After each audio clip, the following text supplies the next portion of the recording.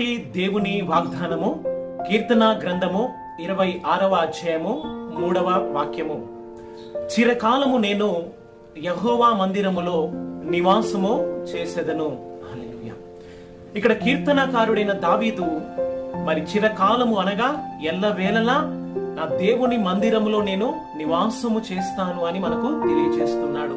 ఇక్కడ మనం గమనించినట్లయితే మందిరము అనగా నీవే. నిన్ను దేవుడు తాను నివసించే మందిరముగా మార్చాలని, తన యొక్క పరిశుద్ధమైన ఆలయముగా నిన్ను మలచాలని నీ పట్ల దేవుని యొక్క సంకల్పమై ఉన్నది.